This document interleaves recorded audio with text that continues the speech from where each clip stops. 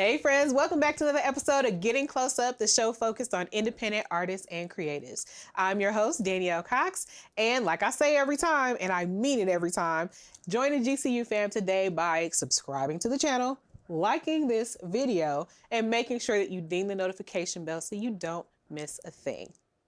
My guest today has lived 1,001 lifetimes, it seems, through stage theater and cabaret scenes in New York, big screens, small screens, he's done it all. And he has found a way to not just claim it, but own his yes in a world full of no. Today, we are getting close up with Michael McQuary. Hi. Hi. Thank you so much for joining me today. I am just so happy to be here. This is so much fun, and you're delightful. Oh, I appreciate that. I am so looking forward to talking to you about your experiences because I think that there are a lot of people who are wanting to break into certain scenes and they don't necessarily know how to do it. Right. But let's go ahead and start with the beginning. Your moniker, one of them at least, the big one, is known as the Man of 1,001 Faces. And I've seen some of your performances. You act with your entire body. And you're not just doing an impression of somebody, but you are the floor, the ceiling, the wind, the rain, everything, every element that's happening in the scene you decide to be. So talk to me about how you got that moniker. Wow, it's so great to hear that. And that is the feeling that I hope that people would grasp. Mm-hmm. I lived through it. And every time I do it, it's as if, it's a love letter to old Hollywood. As a child actor, I didn't have anything but a television. So I fell in love with those characters. And I just kind of became all of them. Yeah. Yeah. So why old Hollywood? What was the big thing with that? It was better than real life. I was so bored. Like I would go, with my grandmother or mother to Myron Frank or the little store. And it was so uninteresting. And then the movies were like much better. Yeah. And so I kind of acted like, I just thought they were much more fascinating. And as a child actor, I just became like, the Hunchback of Notre Dame, or I was Betty Davis, or Gloria Swanson. I became all those faces at one time. And so that you doing that all bubbled down to someone recognizing that and calling you the Man of 1,001 Faces. Yes. So what's the significance of the differentiation between why it's 1,001 versus 1,000? Well, from Portland, then to New York, then a producer, and then in film and stuff like that, they had to find a connection to the industry, and they knew of the Man of 1,000 Faces, who was Lon Chaney Sr. He was famous. He acted with his body. He was the original Phantom of the Opera, and so they saw me and they said, you're the Man of 1,001 Faces. And I said, oh no, but it was Michael F. Blake from Turner Classic Movies. And he said, no, it's okay because you're carrying it on. That's where the Man of 1,001 Faces. So I'm the new version. I'm the new Lon Chaney. So that's that. And the Phantom of the Opera is just classic. Like, that iconic picture that you just recreated. Who is your favorite person to do an impression of? Bela Lugosi. Count Dracula. And you became quite known for that, too. Yes. Are you ready for this one? I'm ready for it. Go ahead. So I'm ready for it. You're already ready. You're like a lawyer. She knows the answer before she asks the question. I got word that I'm Steven Spielberg's favorite Lugosi actor because there was a think tank in Hollywood and they were looking for a Lugosi the original Count Dracula. Yeah. And they were looking for an actor like that. And a friend of mine was in the think tank and said, oh, shoot, let's pull up the McQuary videos. And he said, Steven Spielberg got up, went over, looked at it and said, this guy's the greatest Lugosi. It's the greatest. His Lugosi's the best. And if we do, and it was tabled, it didn't happen. But he said, this guy's the best Lugosi I've ever seen. Wow. To do an imitation of Bela Lugosi, Martin Landau did it in Ed Wood, the Tim Burton movie. But and I'm so glad he got some recognition. But yeah, but that's really awesome. Count Dracula. Yeah, that's really awesome. I can't imagine being out and performing for all that time and then having somebody recognize it and then line you up with the great Bela Lugosi. Yeah. And you just like doing impressions. Well, what's interesting, my mother said we were at a beach house and it was raining, and I turned to her and it was on the original Count Dracula or the 1931 Dracula. I turned to her and I said, "Look how he holds his cape." And so that's why it was right. There was the style. Yes. And how my acting was down here also, because his posture was great and he sounded different. You notice everything. Yes. Like all the little details. And that's why it's so awesome for me when I'm watching videos of you performing, and you send me so many videos, which was awesome. I normally have to stalk people and hunt them down. No, for real. I talk about how I'm stalking guests all the time and taking a lot of time to look through a lot of stuff. And I'm you're just like, grateful. Here you go. Well, and that's nothing. It. That's just a thumbnail. I mean, that was so helpful. It's a rabbit hole of a rabbit hole's rabbit hole. It's even so further helpful. down. I really appreciated that. Now, going from being that kid who watched a lot of television and performed for other kids, was kind of, I don't want to say you were lonely, but you... I was lost. Yeah. And I still am kind of. But what happens now and from that journey is the permission to be a better friend to myself. That's very important. Permission to be a better friend to yourself. And that is something that's a hard-fought lesson. That's not something that comes to you easily. And it kind of comes from situations of maybe going through some things because you weren't being that great to yourself. So when was the moment when you decided to head off into New York City to use your talents? Well, wow, you are really good. You're in the Joey Adams and all the people I worked with back in Joe Franklin too. Portland, Oregon, big fish in a little pond. I was lucky, but there was nowhere to go in Portland, Oregon. And so I auditioned for CalArts in Valencia, Hollywood, and the American Academy of Dramatic Arts in New York, and got accepted to both. Oh, wow. On a scholarship. So I had to eeny, meeny, miny, mo. I said, I'm going to go to Broadway and be a star. Right, of course, as one would. Yeah, so I went to New York. And that's when that flourished there. But boy, I mean, I got off of an airplane in a black velvet jacket with a lavender shirt, and a guy in a limo I didn't know said, "Hey, kid, where are you going?" at 18. And I said, "I'm going to the Hotel Seville because I'm going to go to New York Academy of Dramatic Arts." And I grew up a lot in that car ride to the Hotel Seville. I'm pretty sure, because a lot of But people... there's no such thing as a bad experience. Well, you learn from it all. And that's a very interesting take, because that is a tough place. People, young kids getting fresh off the plane or off the train or boat or wherever they come from, wanting to be a star are a dime a dozen at that point. Yeah. In New York City. So oh my God, the 80s? In the 80s, I was like a piece of sand on the beach.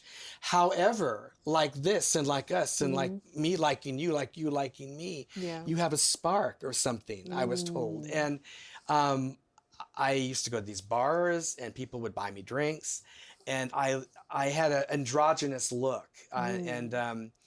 So I was lucky-ish, and then I fell into the nightlife. Yeah. So then the performances started to gel. So in that, when you say that it started to gel, what was it that was key to you picking up your own performance style or expanding on it? Superb question. And I can finally get the story straight. And thanks, T, wherever you are, for telling me to get it right. Matthew Caston, who was the producer of Boy Bar, where Softshell sings, "I want to be where the boys are." Oh, okay. So Matthew Caston said, "Hey, because we're getting drunk every night and Danceteria and all these places." Well, he ran the shows at Boy Bar. And he said, "Do your thing, because I've heard you do these little things at piano bars, and you do Marlene Dietrich, and you sing at these piano bars, and you stop the world. And come to Boy Bar and do all your movie stars."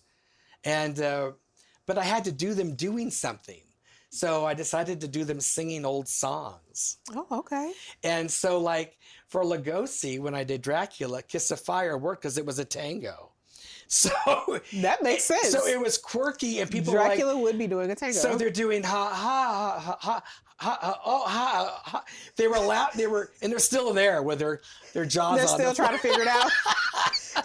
And someone said, to this day, they are still trying to figure it out.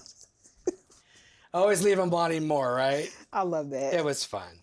And that's where that happened. And then I got other people, saw me, and things happened. And then 88's, which was a nightclub in the West Village, and Irv Rabel said, "Hey kid, you're great. Come over to my place." It was the classic story. And I was there for 5 years.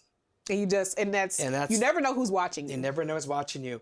And in the Trocadero with rain falling on my head and getting these 3-hour Lily Munster, Yvonne DiCarlo makeups, I would do one face because I never left the stage. That face had to work for the women and the men. Oh, yeah. So I melded my facial features to be like Marlena Dietrich or Bette Davis or Gloria Swanson. Because they have to be able to tell from the back who it is that you are and when the change happens. And I thought, why go off when I should just stay there and just change pieces? And that's when I was told later that I created a more of a one-man show style that moved up to Broadway. Now, you said that there are no bad experiences. Talk to me about a situation where you had to pay your dues. Well, because that's a big thing. No, it's a big thing, and it's good. And everyone needs to hear this. And you always learn, pay your dues, like when something wasn't good and something was a real ouch. Yeah, or a learning lesson. Okay, and I don't talk about this. This is great. This is for everybody, and it's a story that we all can connect to and a part of us.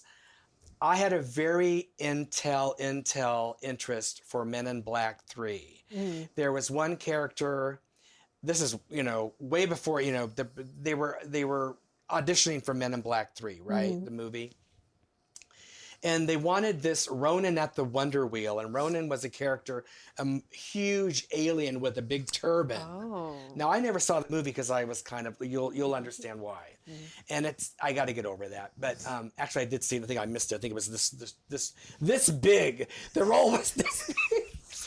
So I find out through a guy that did Die Hard movies, there's only one guy who can play this role, told the casting director, get Michael McQuary in here, have him read for Ronan at the Wonder Wheel, the Will Smith scene at the Wonder Wheel. So I get a phone call, and it's not her assistant, it's her. I forgot her name, and it's probably terrible, forgive me. But so I go into this major place, and it was, the whole thing you see in movies, The Devil Wears Prada, everything, coffee clipboards. Oh, Mr. McQuary, she's ready to see you now. And so I go into this room, and this woman's very laid back, very demure. And says, oh, Mr. McQuary, you have such a presence online. I had to meet you in person myself. I said, oh, hi, how are you? She's like, oh. I'm stage, right? Get where we're going with this? So she's like, okay, so here's Ronan. Will Smith's in your face. You say, some stuff to him, and then he throws you against the wall, and the turban comes off to reveal you're an alien, right? She's like, whoa. She said it was too much? Yeah. She said, and I felt so bad. Oh. And I said, I guess you can't come back from a first experience, can you? And she went, so that was that lesson. You really can't come back from a first experience. So she goes, you want to try it again? I said, yeah. She said, that was great, but unfortunately, I'm hit with the first time. Wow. So the lesson learned was read the room a little bit. Yes, we're all nervous at any circumstance. Yeah. But just, respect the space place, I guess. And I know I have a lot of wattage. And a lot of directors that meet me now know to dial me in. Like, let's do this at a 2, Mr. McQuary. You'll get to 15. And actually, the director in the documentary, Anthony Laddish. Yes, he talked about like having the art of having to figure out how to, rein someone in or to redirect. But it's never, because a lot of people can't take that.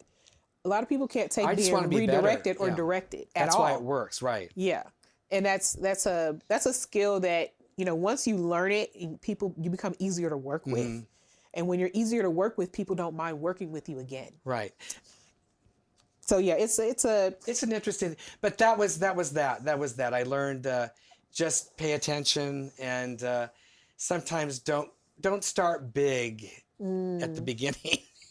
well, one thing that I want to touch on is with your performance style and the way that you carry yourself. How do you figure out how to manage your own expectations for your abilities? I think that story was a good segue into this. That's a really good question too. It's never good enough for me, and it's like, and I guess that's why people like what I do, or they find the struggle in it for me sometimes. And I always say to people, maybe hopefully to this question, I like to show the pain to gain a little bit. And there's a film called Faceless where I'm nothing.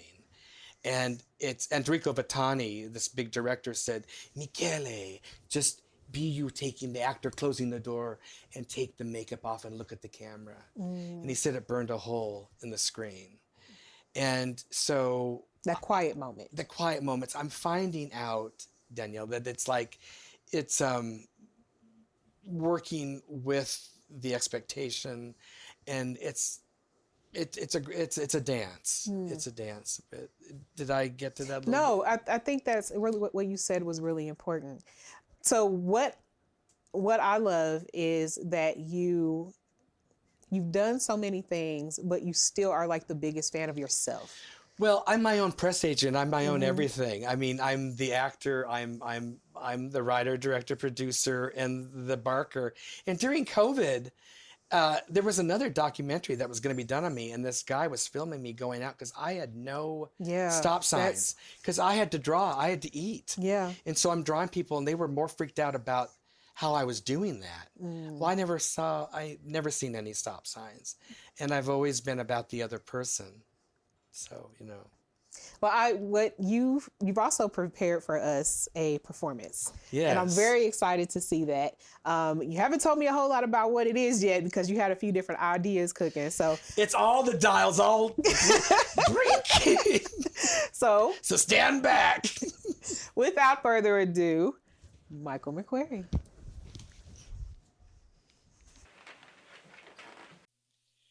Casablanca, Oz, and Mandalay, Bogart, Betty Boop, and Louis B. Mayer, and Harlow's Hair. I'm Hollywood. I'm every chorus girl in every picture. Busby Berkeley made Chaplin's Little Tramp. The Big Parade Shane meets Norman Maine. I'm Hollywood. Technicolor close-ups, glamorous partners, and love's old wonderful songs. Spence and Kate, Fay Ray and King Kong, Kong, Kong, Kong. And Fred and Ginger dancing Harpo's harp, and Crawford shoulder pad, Clara Bow, and all those undergrads who Miss Bo Bang Blue. Ooh, I'm Gossett too. I'm Dietrich and Davis and Hammond. Damn it, I'm Hollywood. My name is Hollywood. Hooray for Hollywood. Cast of thousands, Tara, Cagney's Cohan, Monroe, and Citizen Kane. Garbo diving under that train. And Fred and Ginger dancing out there where the smog is smothering. East of Eden, west of Wuthering Heights, where Rathbone fights, flights with Flynn and Tights. I'm Gable and Grable and Gilda and Glenda. I'm Hedda and Hetty and Heidi and Hattie. I'm Audie and Audrey and Autry and Oscar. I'm Hollywood. My name is Hollywood. That's right.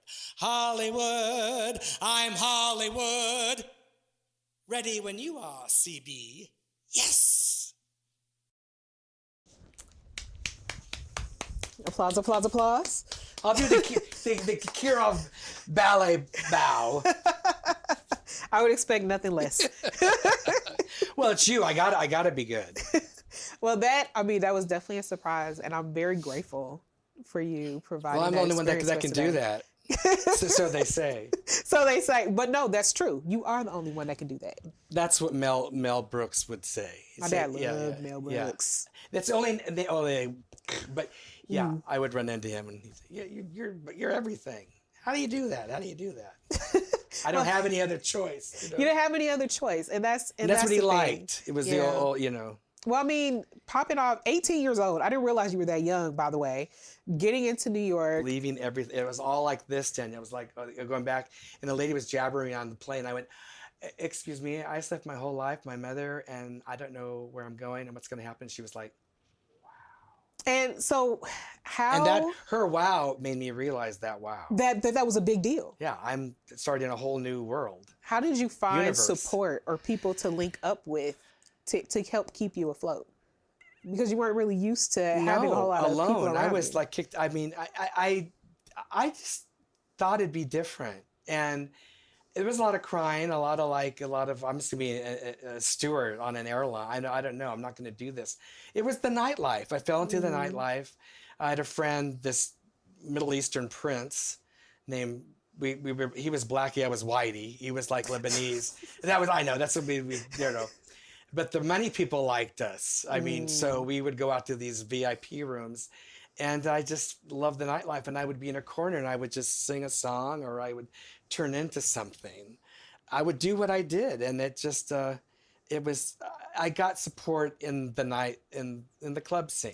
In the club scene, because I mean, those are kind of people who were on the outskirts anyway. The club kids. I mean, I didn't even hear about. Well, they made what today is today. They made it for themselves then, but it's coming back. It is. Inglewood Arts is doing that too. When I went out on that stage, when there's still like wood coming out in a nail, I said, "This is like what it was back in the club kid era. This is like the heartbeat." Yeah. When people say, "What was that really like?" and it was like this.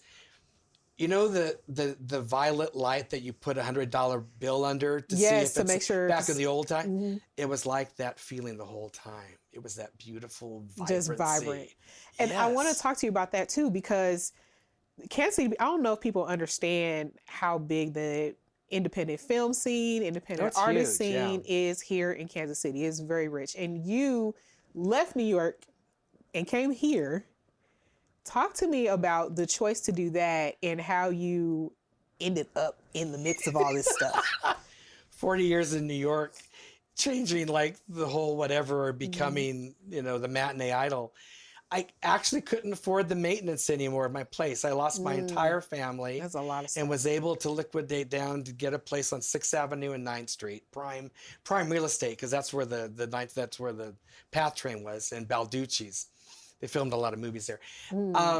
I just couldn't afford it anymore. I kept getting farther and farther and farther behind. And my one-man show kind of had its day in the sun. And then something happened, 9/11 happened, and then we don't need to go into that. And